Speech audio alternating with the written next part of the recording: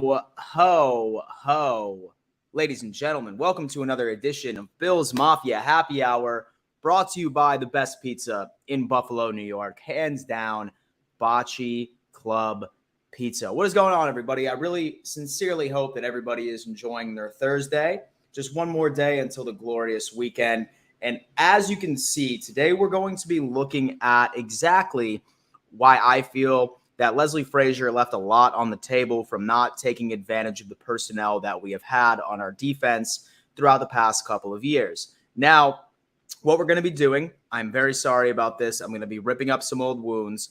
This is going to be the last film session where I show you the games from the playoffs last year. From now on, for the rest of the month and into July before training camp begins, we're going to be going more into making comparisons between Dable's offense and Dorsey's offense. Things along those lines. Last time that I shoved that into your damn face, I know a lot of you guys are going to be upset about it, but we have to understand. And I think once we look at this film, and granted, I have not looked at this. We did look at the overall Buffalo Bills offense when it came down to the Dolphins playoff game and the Bengals sort of playoff game, but not the defense. And that's exactly what we need to look at so we can understand, hey, how bad was it? Was it truly that bad? And what can McDermott do differently that we want to see from this defense so we don't get into situations like that when it matters most? All right, guys, listen, super happy to see everybody in here. This show was actually supposed to be at 11 a.m. EST, but then we ended up hearing rumors. Well, not rumors. This was an actual fact that Tyreek Hill ended up being finally subjected right to the law. The alleged victim from the Miami Marina or around that area finally pressed charges. So the topic of the first stream at 11 a.m. was exclusively about Tyreek Hill, but we're getting back to business today. I have the film pulled up. I apologize in advance, but we're just going to take a look together and really understand what was going through Leslie Frazier's mind. I assure you that it's going to piss you off a hell of a lot more during that Bengals game, but that Miami Dolphins playoff game is also going to upset you pretty damn well. Let's go on ahead and rip up this live chat real fast. I've said that for 3 years. Relax, sleep, and meditation is coming in, saying that Leslie was holding us back. I feel like a lot of us have been saying that for a few years, man. I mean, it just, as soon as when 13 seconds happened, and I mean, honestly, just going back into that 2019 playoff game against Houston when we absolutely just blew that damn lead as well. I feel like that big game, man, he couldn't get past it. It's crazy. So we ruined us. I hate his play calling. I would rather have McDermott calling the defense as well as coaching when he has had to take the wheel. We were dominant in those games. I'm very excited to see what Sean McDermott is going to do with this. I really feel like that. It feels like razors. It feels like razors. What feels like razors, my friend? Relax and sleep and meditate. What's up, Don? What's up, man? Hope all is well. Hope your Thursday is doing well. Bocce Club Pizza. Listen, like I said, proud sponsor of Bill's Mafia Happy Hour. Okay? The best thing about it is that even if you are not located in Buffalo, you still have an opportunity of getting this pizza regardless of where you are located in the United States. They are delivering nationwide. Say, for example, you're interested in that. That link is in my description right now, and just go through their entire menu. Have a pizza delivered either to yourself or maybe a family member that's from Buffalo that misses a taste of home, and use code DAN, D-A-N, and you will get 10% off of your order. I've had one delivered already, and let me tell you what, when I literally was sharing that around all my friends in the South, they were creaming themselves. Absolutely incredible. Completely. Brandon the Gamer is saying, what's up, man? Hope all is well. Leah, what's going on? That's a 2-stream day for Leah over here. You know what? She is a regular attendee to all of the live streams that I have. Absolutely love it. And then Noah comes in with a wonderful, wonderful take. And we're going to see that as we unpack this film going on into the remainder of the stream. But he says, Mr. No Adjustment. Absolutely. And that is something we are going to see, unfortunately. So make it happen. Spin. What's going on, man? 0481. Frazier's philosophy is to sit back and capitalize on the offense's mistakes. It works in the regular season, but in the playoffs, we face the top teams that don't make many mistakes. Interesting take. Very, very interesting take. Chris716 says, what's up? Hey, man, just living the dream. Just living the dream right now. Second stream of the day. I'm going over to my buddy's house a little bit later. He's a huge San Antonio Spurs fan. So we're going to watch the NBA draft tonight. I think we all know who the Spurs are going to pick up for first overall. But we're going to go over there, have some food, hang out, watch a little NBA draft, and just really relax. And so Relax, Sleep, and Meditation says, and it's bomb pizza. It melts in your mouth. It melts in your mouth. Like, that pizzeria was the place where I grew up when I was in Buffalo for the first 13 years of my life, was our go-to spot, and I miss it every single day. I really do. The South has no idea how to do pizza. I can assure you that. Brent Machiavelli is coming in and saying, I believe we have the player personnel. The coaches need to step up and get us over the Chiefs and the Bengals. Absolutely. But then again, definitely also keep in mind that we have a hell of a division that we need to take care of, right? I'm more like not even so much concerned. I think the biggest challenge that presents the Bills for the division this year is going to be more so toward our offense, since we're going up against very good defenses this year. I have a lot of confidence in our Bills defense doing pretty well against these other division offenses. I really do. Leah says, I'm on my way home. Love to join the chat every day. Absolutely love it. Brandon, the gamer and entertainer, says, best way to win is to bet 100 versus the Bills and 100 on the Bills Super Bowl bet. Oh, man, most definitely. Well, let me tell you what, man. Actually, we have a new sponsor coming into the game tomorrow during the first stream of the day. And then you might have a good opportunity of making that take into a reality. But we are not going to discuss that. But right as of now, Bocce Club Pizza. Jordan Smith is coming in saying, my wife and I celebrated our wedding anniversary. First off, congratulations. That's awesome. I love to hear that. Today, and matching Josh Allen jerseys and Bocce Club Pizza delivered to the house, blazing good. That's what, hey, man, listen. I love that. First off, happy anniversary. Love nothing more than that. Love the Josh Allen jerseys, and more importantly, Bocce Club Pizza, baby. Absolutely. We 1,000%. In fact, what I'm going to do is I'm going to screenshot that, smile, and so I can send it over to those guys and show them that it's paying dividends working with Dan Mitchell, ladies and gentlemen. I'm selling pizzas. Just call me Papa John. Papa Don. Leslie Frazier is overrated. Listen, man, I feel like a lot of us are going through that. And so I'll be watching the NBA draft tonight as well. It's going to be what we got to do. And so the Patriots' upsets are what can make or break anyone in the division's playoff chances. Got to make sure we don't split with them. Have to make sure that we don't. I think it would be interesting if D-Hop goes over there, because then that completely throws a wrench in this entire division. It really does. Because I don't think the Patriots are as bad as everyone wants them to be. They're definitely not. And that's without D-Hop right now. Because please keep in mind that they finally have an offensive coordinator. Like, they basically didn't have an offensive coordinator last year. So we'll see how that works out. Relax, Sleep, and Meditation says, I am in Minnesota, and that's exactly what my 10-year-old son asked for his birthday, is an Allen jersey and Bocce's. Look at that. Bocce's Pizza. Well, hey, man, listen, like I said, link in the description, code Dan, 10% off. Best way to save you a little bit of money for your son's birthday. But what a boss. First off, a Josh Allen jersey and Bocce Pizza. I mean, I don't think any of us can be upset with this. Okay, ladies and gentlemen, enough with us trying to avoid this, all right?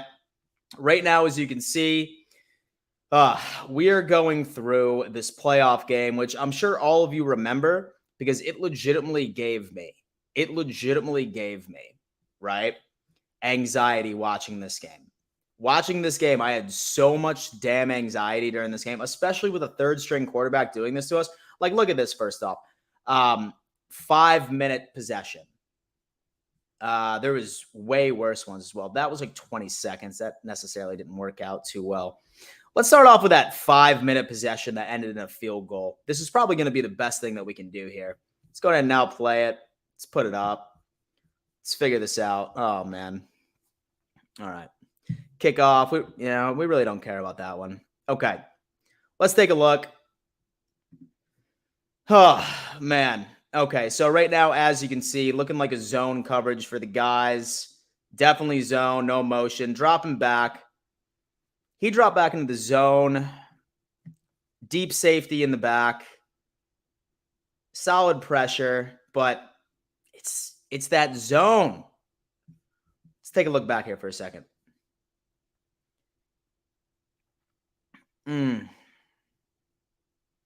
I hate it.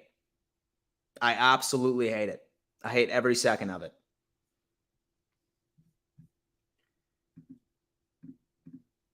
Finally, man coverage, it seems, for the first part, but let's see how it played out.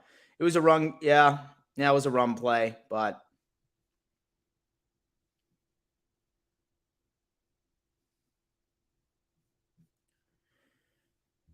so you got your cover two right over there. Looks like it's a cover two zone. That annoying ass chipping away stuff that we needed to see here. Annoying.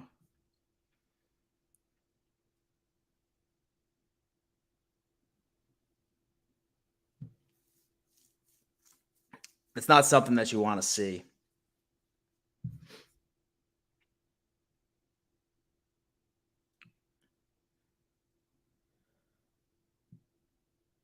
Solid pressure from the D line.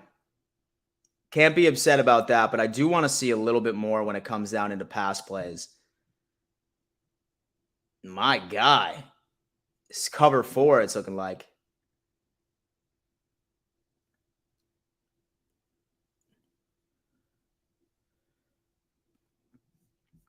Let's see what the hell happened with that coverage right there. That's Dane Jackson, too, by the way. Completely got stepped up. This is what I would say is the most annoying part about Leslie Frazier right here. This is the point that really upsets me with that fact is that, like, dude, like somebody put in the live chat earlier, he was basically saying that Leslie Frazier simply just wants to have the offense make the mistakes that he could. It seemed like his entire game plan was trying to keep everything in front of him. And you're going to see the same shit with the Bengals game right here. Like, he just wanted to keep everything in front of him. We got a cover one, it's looking like. And so they probably saw, or they probably thought that it was going to be a run play. So not a bad play call for the guy. But it just gets, what we got here? That game was so...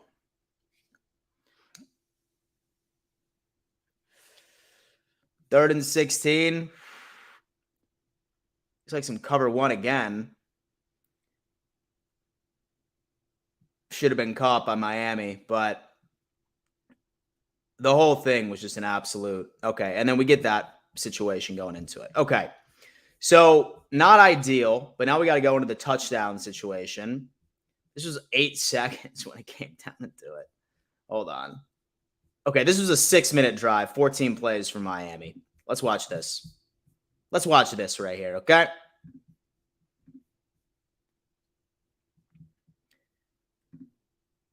Okay, Glenn wants to see... So we ended up watching the offense a few streams ago, man.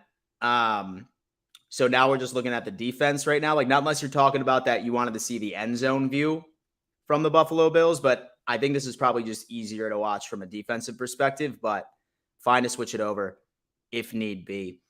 And so the Bills defense puts zero pressure on the quarterback. As soon as when Von Miller went down, man, we went from like top 5 in the league for overall pressure rate, like down to bottom 5. It was that bad. And so do you think we could beat Philly? I definitely think we can. And so I definitely think that we can. It's just going to be a matter of what team shows up. I think Philly's defensive line is gone. They did go on ahead and they did ramp it up when it comes down into overall like rookies and everything along those lines, but it's not going to be the same. And so complete failures to adjust offensively and defensively last year. Absolutely. Anyway, let's watch this travesty right here. Again, right? Like, how many times have we seen this formation? Cover 3, maybe? Zone, of course. All right. This was just a long, terrible play. Dude, it's how familiar are all of these formations? Zero adjustments, right? Zero adjustments. How many times have we seen that? How many times have we seen these? It was a disguise cover 2 zone. Sticking with the guys when you can all the time in the world. That was probably a flag on Milano right there, if I remember correctly.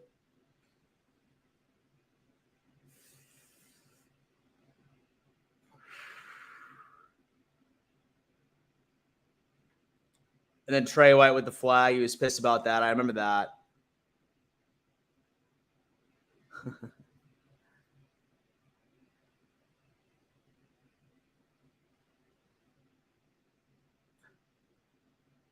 Dude, this is just, see, same shit.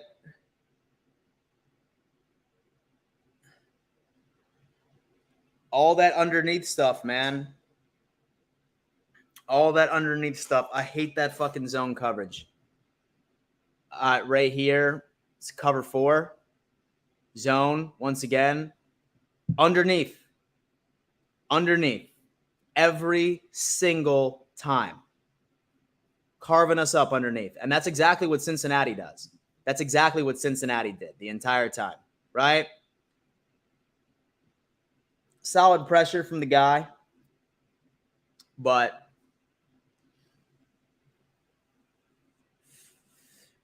you have a cover 1 right here. Great block. Missed tackles. Yeah, I just counted like 3 missed tackles right there. You have a cover 2.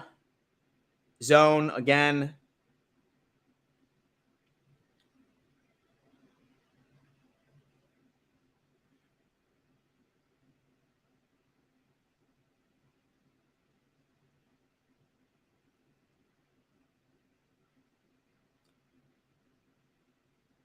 It's bad, y'all. It's bad. All right. So that was the Miami situation. Oh, wait. Yeah, let's take a look at this goal line. Yeah. Let's take a look at that goal line situation right there. Okay, this is what we're about to do now. What we're about to do now, ladies and gents, is we're going to look at the Bengals game one last time. We're going to take a look. Right before we go into the Bengals game, let's go ahead and hit this chat. Glenn says you don't want to show the offensive side of the game because it's one of Allen's worst games. Oh. And so I did last week. It was painful. Except for this is so much more painful. I'm not going to lie to you. You cannot blame the defense when they help. And so they give you 17-0 lead and Allen has turnovers in a row. I mean, and so I see where you're coming from. Leslie plays prevent every day. I mean, dude just doesn't adjust, man. It's that soft zone off the line, and it gets a lot worse with this game that we're about to look over right now. Hell of a lot worse. Anyway, wild card weekend. Let's go to the divisional playoffs. And then where is what we need to talk about? Bengals, Bills. Let's talk about it. To high marks. Nope. All right. This is a 3-minute possession, then a 6 is coming right after that. Oh my God. All right. Let's take a look and see what Frazier's game plan was here. Okay.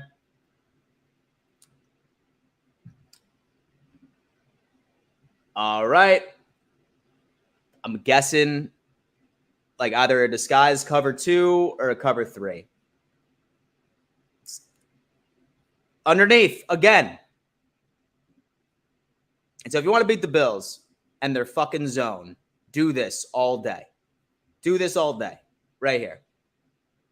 Drops back, goes right to their spot. Burrow knew exactly what they were doing. They came in. And you're going to see a theme with this, ladies and gents. You are going to see a theme with this. Same fucking formation.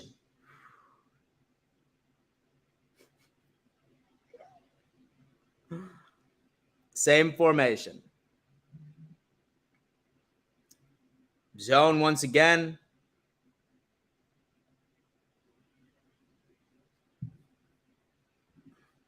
Who was the assignment?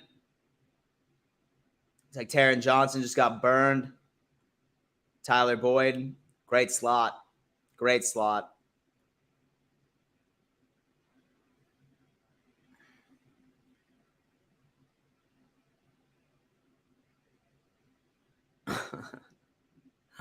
Oh my God. Pink Circle saying they need to stop giving up when it's 3rd and long. That day, I got my wedding dress final fitting. I should have rescheduled that. All right, let's get back to this play real fast. Cover 4. Look at all of that room underneath. Look at all of that room underneath. It's the bend, don't break situation, and he doesn't adjust to this at all. He sent a DB blitz wide open. Sent a DB blitz. I have no idea why he would do that, leaving Dude Man completely wide open while Edmonds was in his zone. Was somebody supposed to pick that up? Let's see. Who could have potentially send Taron Johnson, have Tremaine Edmonds, who, first off, my guy should have seen that outside receiver right here was completely fine. Should have taken bad call right there. Terrible call right there.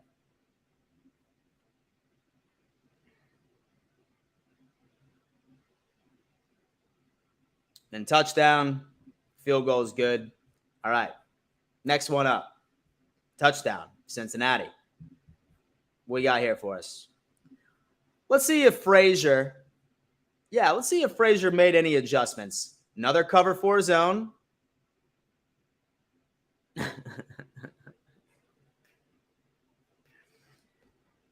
It's funny because we were running the same plays and Cincinnati was running the exact same plays as well.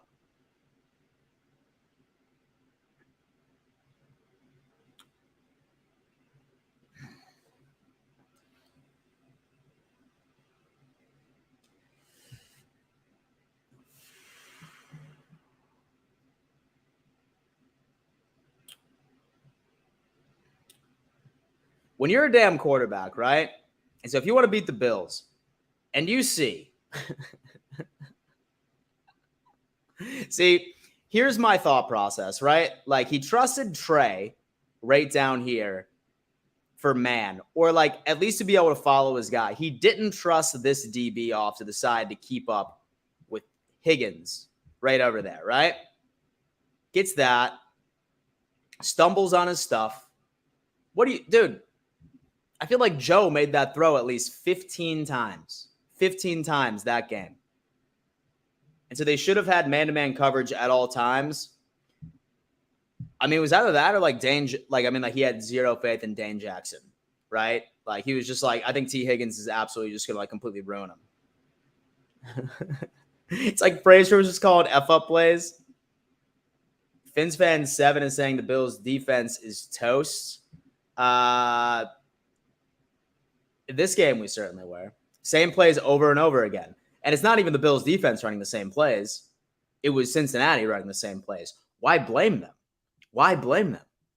When the top of the screen receiver was just always right there. And Joe Burrow makes that same pass over and over and over again. Did not trust Dane Jackson at all. Like White was always pressing Chase the entire game, but then Dane Jackson was always like seven off the line. Zone again. Switch over to a cover 1. Underneath.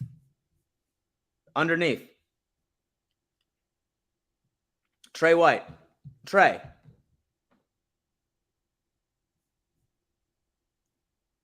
This zone shit just don't work for us, man. There has been somebody wide open in just about every single play that I've seen. Once again, Trey White off and then Dane Jackson 7 yards off.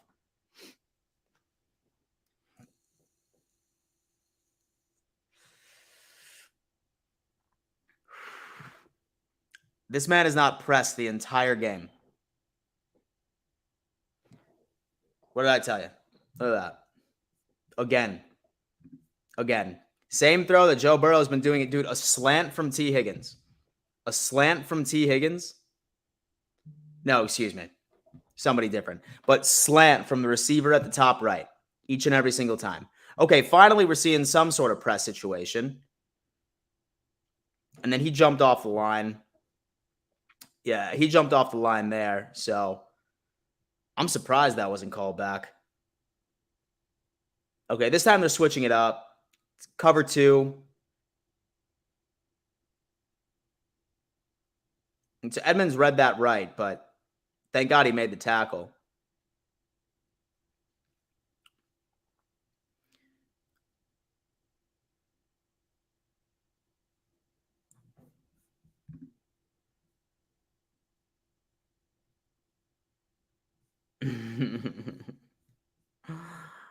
Oh, man, we got Trey playing off the line a bit. Okay. Let's check that out. Blew their assignment. Check that out again.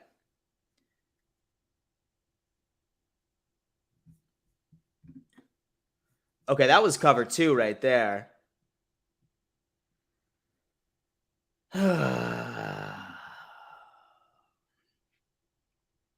Just giving us the damn game right there, boys.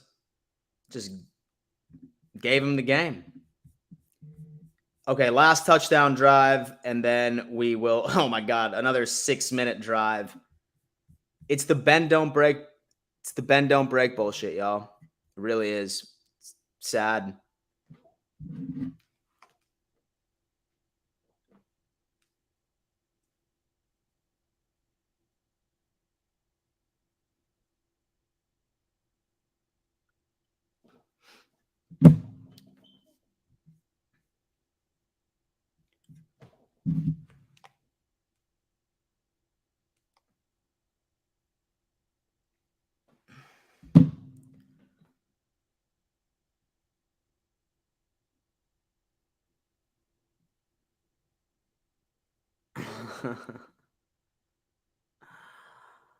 Oh my God. Same thing.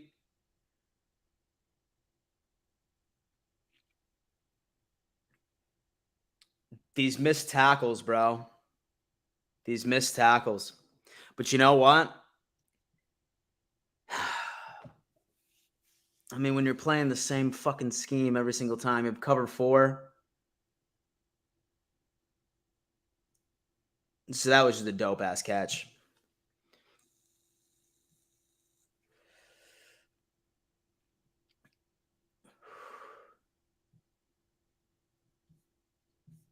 I'm not sure about you guys, but I think I have seen just about all I want to see. Let's just go out ahead. Let's rip this up in the chat right now, guys. Let's start talking a little bit.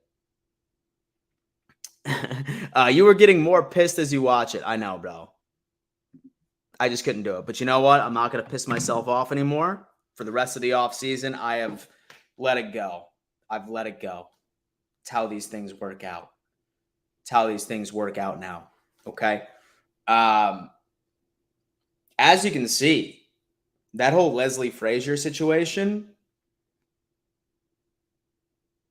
lack of adjustment, same coverages over and over and over again. His entire mindset was keep the ball in front of him, pray to God somebody makes a mistake, and that's what it was. It's look at this. Dan is just shaking my head and saying, why Frazier? I know, dude. It's absolutely terrible. Oh, man. Oh, Glenn. Glenn's coming in. He's chirping me. He's chirping me a little bit. Christina is coming in and saying, this was the most frustrating game to watch. Christina, I 110% agree with you, but there has to be a couple of things that I really want Sean McDermott to be able to change within this defense. Number one, trust your guys. Trust your damn guys to go out there and make plays. I have no idea why Kyer Elam was not out in that game when he saw T. Higgins just absolutely lighting this defense up with those short little 5 or 6 yard slants. Joe Burrow made that same throw. Had to be at least 15 times that game. And so the receiver at the top of the screen, 5, 6 yard slant, dude was always absolutely wide open because the linebackers drop back right to their associated zone presence, zone area where they had to cover. And he was absolutely right there. I want McDermott to not be afraid of running man when he realizes that zone is being exposed. The whole keep it in front of you, hope somebody makes some mistakes. I get it. Listen, there's times to run zone and there's times to run man. I want Sean McDermott to understand that. I want him to be able to make these sort of, per quarter adjustments if he has to. Make it work. Don't rely on an offense to make a mistake, especially in the damn playoffs. And the AFC this year is absolutely loaded. And so our schedule is not going to be easy this year. I mean, we're playing some high-powered offenses all regular season, not to mention the playoffs. So these are the things that I really want to see. These are the things that I really, really want to see. And it's so frustrating. Looking at this makes me want to cry. Antonio, you and me both, man. You and me both, brother. Jordan Smith. What is the topic for tomorrow? Jordan Smith, that is TBD, my friend. That is TBD.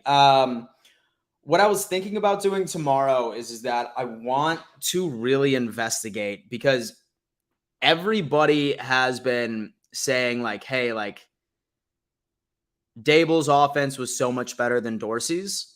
So what I think I'm going to do is that I'm going to pull up film from the best games from Dable, the best games from Dorsey, and then the worst games from Dable and the worst games from Dorsey. And we're going to try and pick out some of the main differences between the two. Because if you look at stats, minus the red zone, because Dable had a much, much better tenure in the red zone. We're just going to compare both of those offenses and see if we notice any key differences, one of the two, as far as play calling, as far as anything. That's going to be one of the episodes. And then tomorrow morning, I'm not entirely sure. I might just do that tomorrow morning, honestly. Wake up super early, and then I'll just have a bunch of film ready for you guys. And then we're going to try and point out exactly what some of the main differences are, which is pretty crazy. And so in my opinion, he should have been let go after 13-second game 2 seasons ago. I agree with you. You were at home and played like crap. Now you know why people don't think they'll win the division this year. And so I feel like everyone has never been oh yeah, the Bills win the division this year. Like I said earlier, his style is outdated and he's only good when he has a roster full of star players. Very difficult to point out. And I mean, right now, going on into this year, as long as we all stay healthy, our star personnel is back. And one thing I do want to say as well, we were down to Dean Marlowe and Jordan Poyer out there. Marlowe's great, but he's no Micah Hyde, right? Then we didn't have a full Trey White either. And so I'm not trying to give him excuses or anything along those lines, but we'll see. Dan, and so do you know what kind of defense scheme Sean called in Carolina? Was still zone heavy, but he was a hell of a lot more aggressive, especially when it came into the pass rush. And so he utilized his linebackers a lot to get after the quarterback. It was tight. It definitely was. Maybe we could even look through some film back from the 2015 year when Sean McDermott ended up just going through with it, which is Cordero, my guy, bro. I love this dude, man. This guy always blesses my channel each and every single time that he rolls up in here, man. Blesses the channel every single time, dude. Thank you so much from the bottom of my heart. Helps the channel go a long way, man. I really appreciate that. Forget all that. Let's stop dwelling on the past. Keep your head up and look forward. Super Bowl bound. Go Bills. And, of course, go Dogs. That's what I'm talking about, baby. That's what I'm talking about. Listen, man, right now, I think why I wanted to look at that film was just because I wanted to see why Frazier failed so badly. And we've come to the conclusion that he refused to adjust. We saw the same formations over and over and over and over again. And we see that, and now we're just remaining hopeful. And now we're just remaining hopeful that Sean McDermott is going to be able to make some crazy adjustments. Cordero, thank you so much, man. You have no idea, bro, how cool you have been to me for the longest time. Go Dogs. That is what I am talking about. We got Cato coming in saying this team is very slow at key positions. Rest of the league is running 4.2, and our team is running 4.6. Cato, I mean, honestly, I think, and so it's a great take. It really is, because I'm trying to think of like our fastest person in the secondary. I think Trey White runs a 4.5. I'm not sure if he still does. And so I'm not sure if he still does. Same with Poyer and Micah Hyde I think are around that same area as well. I don't know, man. I really don't know. And so do you think it's Frazier not having faith in our secondary or just poor as coaching? I think it's coaching, man, like lack of adjustments. I mean, maybe, for example, like he didn't. And so the Bills have drafted and have signed players that can fit a zone scheme. Zone scheme, in my opinion, is best used when you have players that aren't absolute burners, right? Like you don't have somebody that runs a 4.4, 4.3. You have somebody like Trey White who runs a 4.5, 4.6, but he has a bunch of awareness out there. I think Taron Johnson might be our fastest DB on the team. In fact, let me see. Let me see how fast Taron Johnson is. Taron Johnson, 40-yard dash. I want to say he's the fastest. Let me see. 4.5. No. They all have 4.5s. Jordan Poyer, 40-yard dash. 4.5.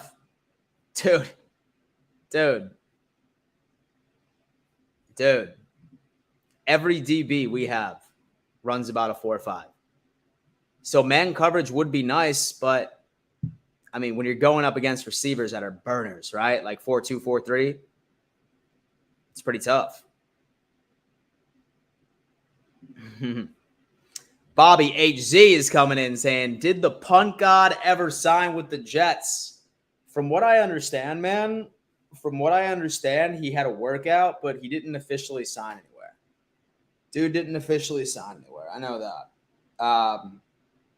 And so I'm rooting for him. And so I'm definitely rooting for the guy. I really am. I think that he was wronged. I feel like somebody like made up a complete lie and ruined his life and ruined his career.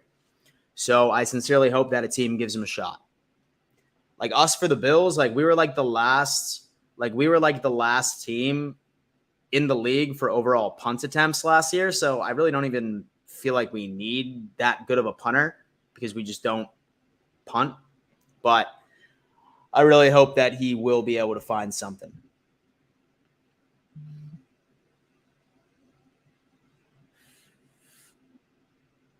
Watching you describe that film is like watching Mr. Coach Klein watch film in The Waterboy. I love that. And so Elam's probably the fastest. Yeah, because you want to know why? He is a dude. It's a that Coach Klein thing just had me rolling. So the Elam, the reason why is the fastest is because he was predominantly known as a man corner. 40 time, let me see. He ran a 4.39. Yeah, so he's hands down the fastest. But there's your man guy, right? There's your man corner.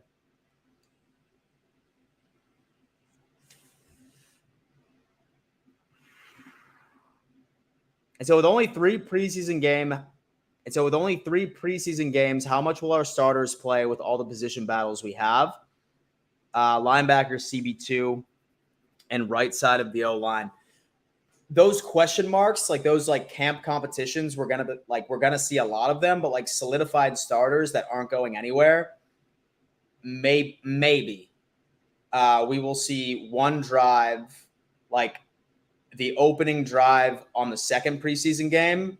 Maybe we'll get a full first quarter and then maybe a drive into the second for the third game. But I really don't see us trying to roll the dice. I really don't see us trying to roll the dice with any of our starters this preseason because we need to be as healthy as humanly possible. It sucks what happened with the Jets. And so with that one safety that just went down, but don't overrate speed. This ain't Madden for sure. Absolutely. And so Low Piccolo is saying, I'm expecting a breakout year 2 for Elam. I would love to see it, man, but I'm just not entirely sure that McDermott sees Elam fitting his scheme, man. I really don't. In minicamp, I guess Benford was taken into the majority of the snaps at CB2. And so the Bills is on tape, and Trey can't cover without help over the top. Yeah, and so it definitely didn't help that Micah Hyde wasn't out there. That's for sure. Starters will only probably play the first half of the third game. Done 7-1-6. I'm seeing maybe one drive the second game, like just one single drive for the second game. I could be wrong. It's gonna be a lot of Kyle Allen in the preseason, baby. A lot of Kyle Allen. So are we considering Khalil Shakir a bust? No, not by any means, man. No, not by any means. I think that dude, he's going into his second year, and so I think you'll probably get a lot of snaps out of the slot. No, I definitely wouldn't. So I'm pretty sure last year we only did one half in the third game. Interesting. Hey, Dan. And so I missed tickets for the Jags game, sold out. And so over 380,000 people applied, sold out. Dude, I'm so sorry. That sucks, bro. That sucks, man. I'm very, very sorry about that. I could imagine. And so I really could imagine. I had no idea that 380,000 people applied to go to the game. And so, I mean, honestly, man, and so I would love just to go and just be around the stadium and watch the game at like a local pub, honestly.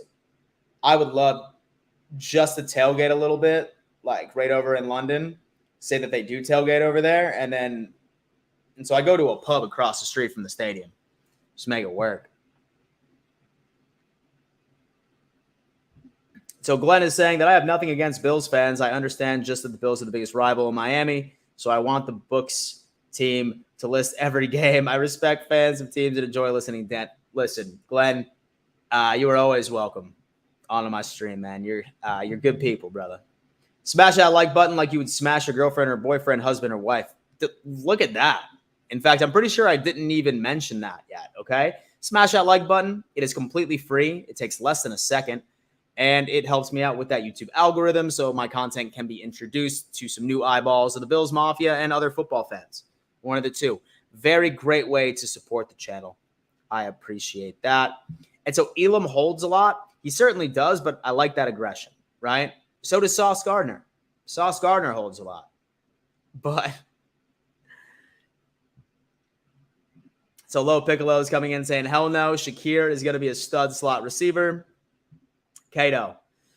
My last take is I keep saying this.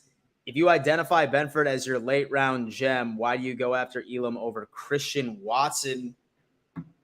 I feel like it is a whole like a woulda, coulda, shoulda sort of situation. I really do. Maybe McDermott was hoping that Elam would have been able to like feed into and adapt right into his own scheme. And maybe he's just adapting a hell of a lot slower than he wanted them to in the first place. That's the only thing that can come to mind as into why he drafted him. I think that maybe he wanted to use him for man schemes, but maybe he was just hoping that he would be able to adjust to a zone scheme. And that adjustment is just, I guess, taking a little longer than usual. That's my best explanation. And so I think at that point, but and so the Jets keep getting cursed with the injury bug. They have for a long time, man. And so that for a long time. I just saw a highlight video of Sauce, and so many of his plays were him holding like crazy. Listen, man. And so if he's getting away with it, let's roll the dice. Sauce was probably just thinking, he was probably just like, bro. And so they can't call all of them. Just make it work. And so I love Cam Lewis too. Love that. Nobody is banking on a 6-rounder starting as a rookie. Pure luck at this stage. 110%. Nobody is. I do feel like Benford is a gem. Was definitely something that was a great late round pickup. I would love for him to move to safety eventually. And so I think he can. And so I think he has the size, the speed, the awareness. It might not be this year, but say, for example, Micah Hyde retires like next year or something along those lines, and maybe. And so Leah is saying it's great to know. It's great to know that a good reason Leslie is not here anymore. The tape always proves it. It definitely does.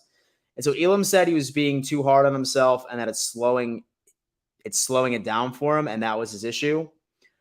He was on the Cover One podcast yesterday. I did see that. In fact, I'm actually really super interested in watching that, actually, but we're going to have to see what is going on. So, ladies and gentlemen, that's going to have to do it for Bills Mafia Happy Hour. We ended up seeing that Leslie Frazier loved making sure that everything stayed in front of him, but that just so happened to be the detriment to the Buffalo Bills last year's defensive-wise. So, what can Sean McDermott do to switch things up in this overall situation? Really hope that I see a lot more aggression. Really hope that we really try and implement some sort of man scheme, especially during adjustable situations, right? Say, for example, that a quarterback is literally throwing the same pass on a 5 or 6 yard slant while your DB is 8 yards off the line of scrimmage over and over and over and over again. Maybe switch something up. That's all I'm asking. Switch up your scheme. I feel like that we have the players to make it happen. And let's just knock it out. Y'all, listen, thank you again for tuning in. Tomorrow, we have an actual very good episode. We are going to be looking through Brian Daboll's offense and Ken Dorsey's offense. We're whipping out the tape once again, and we're truly going to see what the difference was between the two, right? I'm very excited to unpack that with you. It's going to be tomorrow at 11 a.m. EST for Dumb Mafia Live. And then Bills Mafia Happy Hour is more likely just going to be a general Bills conversation. Throw back a couple brews. Hang out like we always do. Love you guys. Get yourself some Bocce Club pizza. Say that you're in Buffalo. Go on ahead. Roll over there and grab yourself a pie. Or say that you're not in Buffalo. Just do me a favor and order yourself delivered right to your damn front door and use code Dan for 10% off. Love you guys. I will see you bright and early tomorrow morning. And before I let you go, you better always remember, let's go Buffalo.